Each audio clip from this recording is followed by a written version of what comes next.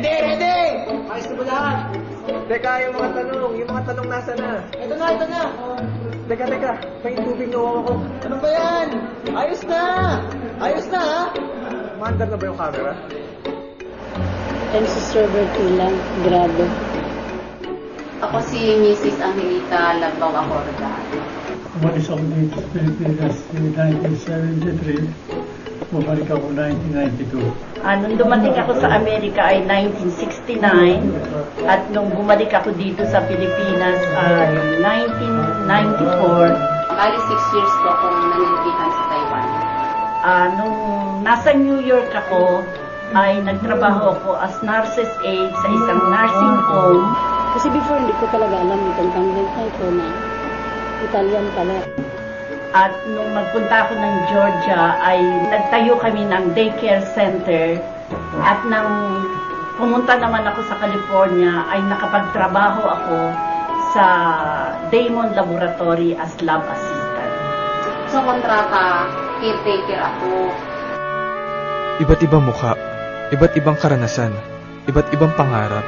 Sila ang mga imigranteng Pinoy, nakipagsapalaran sa ibang bayan, nagtagumpay at bumalik muli dito upang ipamahagi ang kanilang kwento, masaya man o malungkot. In the first 2 months yung maganda yung pakita sa akin ng amo ko. Yung lalaki hindi siya nagbago, maganda talaga yung pakita niya. Tapos yung babae, unti-unting nagbago yung ugali niya. Minsan ay nakakapag-asawa pa doon, miskin na may asawa dito. Pero generally, ay mayroong discrimination. Meron din yung iba na mahirap din ang buhay o kaya sumusobra na din, nag-aabuso. Kaya nakakisira ang sa pangalan ng Pilipinas. I did not do anything wrong, sabi ko sa kanya. Me, I know how to work, sabi ko. I'm not ashamed, I'm just a maid, sabi ko sa kanya. But don't treat me like animal here.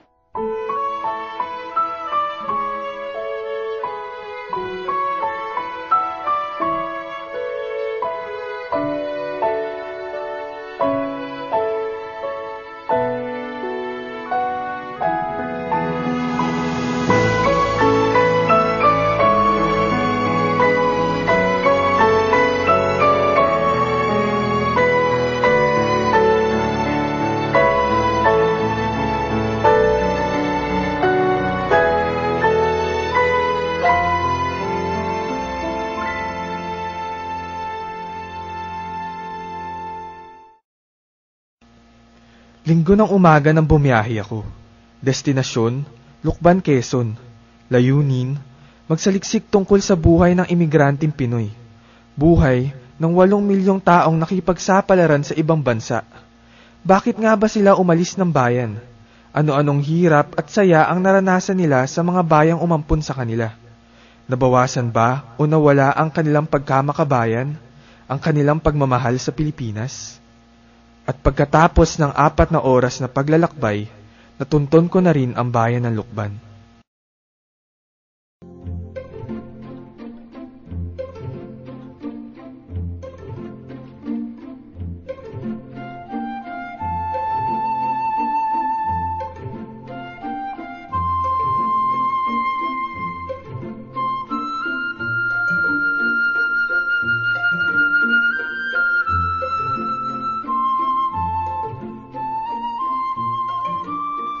Kasipagan, isang mahalagang katangian ng mga imigranteng Pinoy.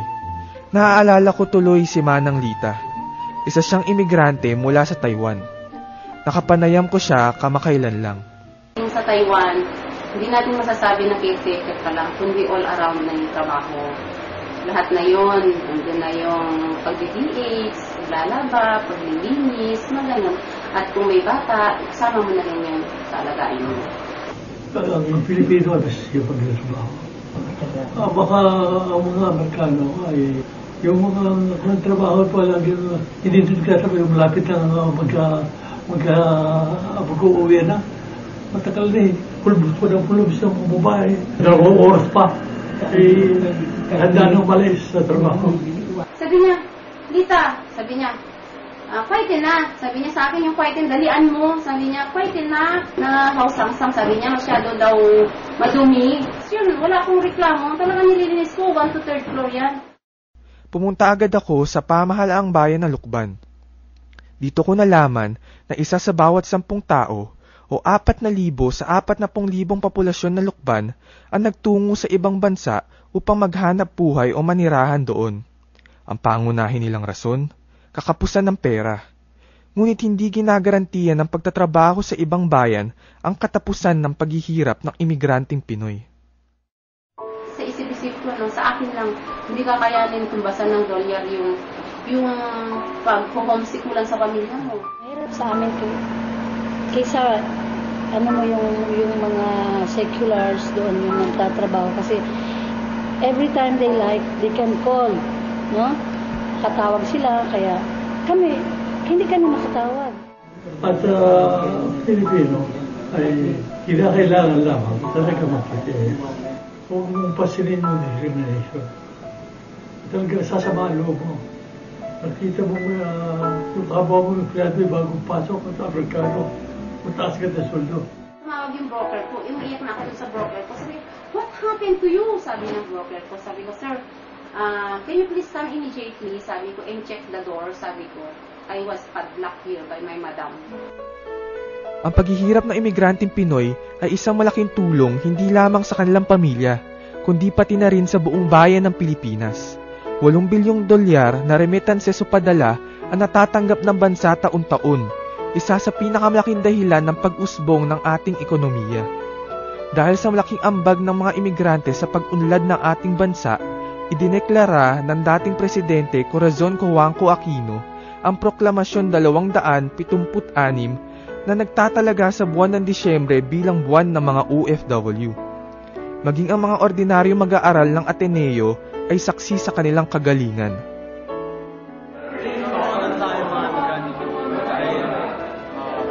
Dala nila yung pagiging Pilipino nila, yung tradisyong Pilipino, kulturang Pilipino. Mga OFW sa tingin ko, sisipag sila yung nagpapaunlad sa ekonomiya ng Pilipinas. Saka siguro kahit papaano, sila yung magiging future ng mga bayan. Yung mga OFW, alam ko marangal yung trabaho nila. Hindi biro rin iwanan yung pamilya dito sa Pilipinas para maghanap buhay, para matustusan sila. Kaya matatapang sila sa duduwa sa amin.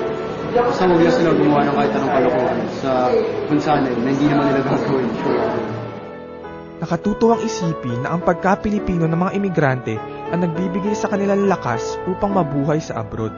Ang ala-ala ng kanilang pamilya at mga mahal sa buhay ang nagsisilbing inspirasyon sa kanila. Ang pananalig sa Panginoon ang sandalan nila tuwing naharap sila sa matitinding problema o panganib. Ang pagmamahal nila sa bansang Pilipinas ang nagbibigay sa kanila ng pag-asa. Pag-asang makauwi muli sa kanilang tahanan. Pag-asa sa magandang hinaharap na naghihintay sa kanila. Like for example, when I came to visit Switzerland, kasi it's a country of Alps, no? Kita mo sila mag-snowboard, yan. Parang gusto, pero ayun iniisip mo talaga, Pilipinas.